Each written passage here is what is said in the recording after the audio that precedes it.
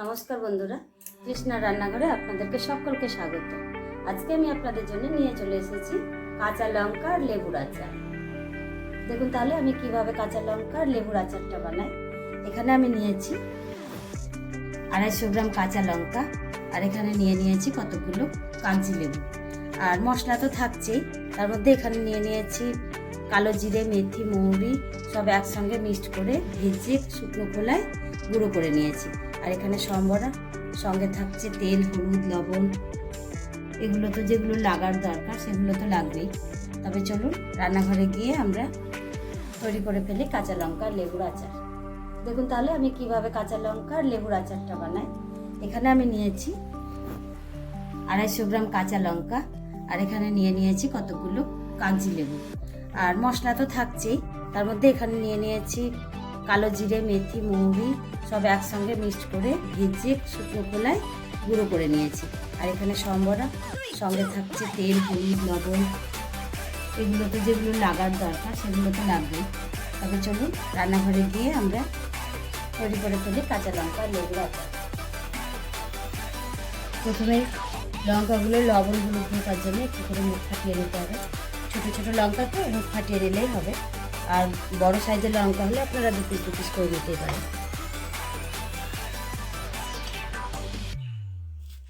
এভাবে সমস্ত লঙ্কাগুলোই আমি ফাটিয়ে নেব।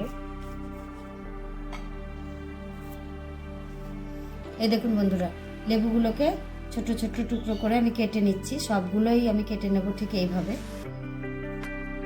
কেটে নেব, তাহলে রসটা বের করতে আমার সুবিধা হবে। আর লঙ্কার সমস্ত লঙ্কাগুলোরই ঠিক এইভাবে আমি মুখটাকে ফাটিয়ে নিয়েছি, যাতে লবণটা ঢুকে রসটা ঢুকে লেবু, তাহলে খেতে সুস্বাদু হবে। এবার লেবুর রসটা বের করে নেব। একটা গ্রাইন্ডারের মধ্যে দিয়ে লেবুর রসটা আমি বের করে নেব।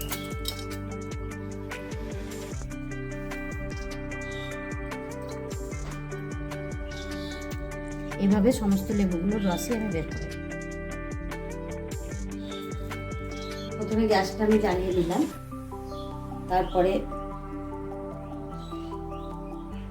কড়াইয়ে একটু সর্ষের তেল দিয়ে দিচ্ছি। যেমন লঙ্কা তেমনি পরিমাণে সর্ষের তেল। এখানে আমার 250 গ্রাম লঙ্কা আছে, তাই 2 চামচ মতো সর্ষের তেল আমি দিয়ে দিলাম। তেলটা একটু গরম হওয়ার পরে দেবো সম্বর। তেলটা আমার গরম হয়ে এসছে। এখানে ছোটো চামচের 1 চামচ মতো আমি এখানে দিয়ে দিচ্ছি সম্বরা।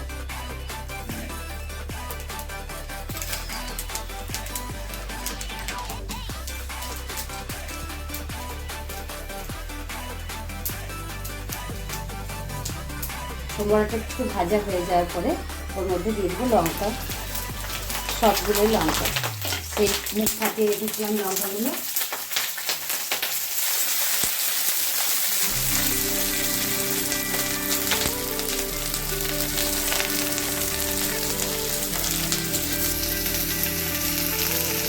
লঙ্কাটাই একটু সামান্য ভাজা ভাজা হয়ে গেছে, দেখুন খুব একটা ভাজলে হবে না।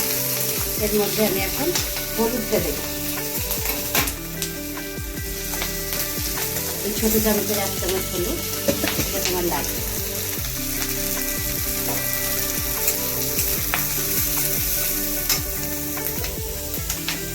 আর দিয়ে দেবো স্বাদ মতো লবণ।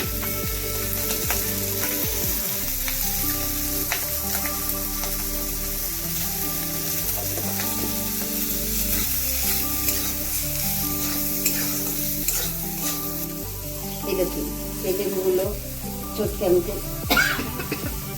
রসটা বের করেছিলাম, সেই রসটা এর মধ্যে আমি দিয়ে দেবো। এটা লঙ্কার আচার তো, তাই সবাইকে কাটিয়ে ফেলেছে, খুব ঝাল। আপনারা খুব সাবধানে বানাবেন কিন্তু। দিয়ে দিলাম আমি লেবুর রসটা দিয়ে গ্যাসটা একদম ছোট্ট করে দিতে হবে। সবাই কেসে গেছে, আমারও খুব কাশি পেয়েছে। এখানে যারা বন্ধুরা আছে তারাও খুব কাশছে। এবারে খুলে দেখে নেব কতটা কি হলো। কাশতে কাশতে সবাই রান্নাঘর ছেড়ে চলে গেছিল বন্ধুরা। এই দেখুন লেবুর রসেই কিন্তু লঙ্কাগুলো আমার অনেকটাই সেদ্ধ হয়ে গেছে, একদমই সেদ্ধ হয়ে গেছে। আপনারা কিন্তু লেবু রসেই সেদ্ধ করবেন, জল ঠেকাবেন না। জল ঠেকালে কিন্তু এই আচার থাকবে না, নষ্ট হয়ে যাবে।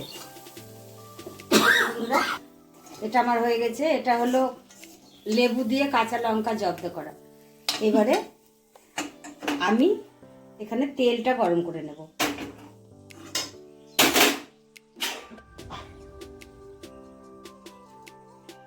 এখানে পরিমাণ মতন তেল দিয়েছি। তেলটা গরম করে ঠান্ডা করতে হবে।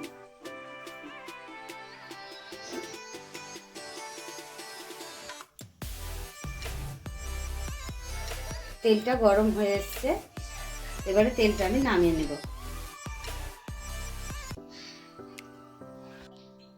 এই দেখুন বন্ধুরা, লঙ্কাটা আমি নামিয়ে ফেললাম একটা বাটির মধ্যে।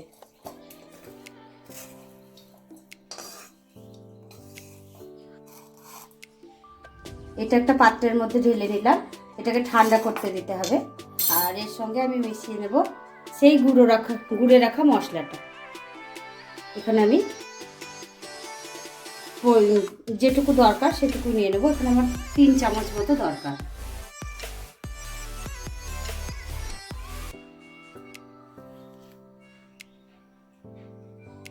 এখানে দিয়ে দিলাম 3 চামচ মশলা গুঁড়ো। এটাকে খুব ভালোভাবে আমি মাখিয়ে নেব। তারপরে যখন ঠান্ডা হয়ে যাবে তখন এটা বয়ামের মধ্যে ভরব। এই দেখুন মশলাগুলো মাখানোর পরে লঙ্কাগুলো কতটাই নরম হয়ে এসছে। এবারে আমি দিয়ে দেবো সে গরম করে ঠান্ডা করা তেলটা।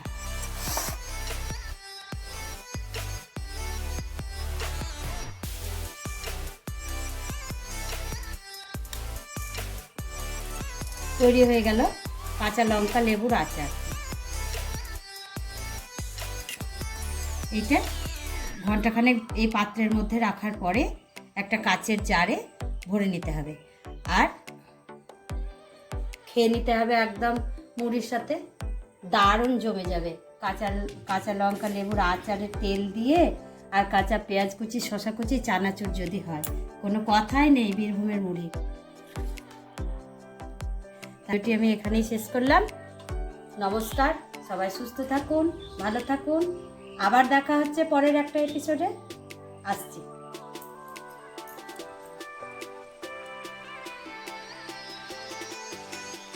তো দেখতে পাচ্ছেন এটা ঠান্ডা হয়ে যাবার পর এবারে কাঁচের বয়ামের মধ্যে ভরে দেবো। আর আচার কাঁচের বয়ামের মধ্যে রাখলেই বেশি দিন ভালো থাকে, নষ্ট হওয়ার সম্ভাবনা কম থাকে। তাই এটা কাঁচের বয়ামের মধ্যে আমি ভরে দিলাম।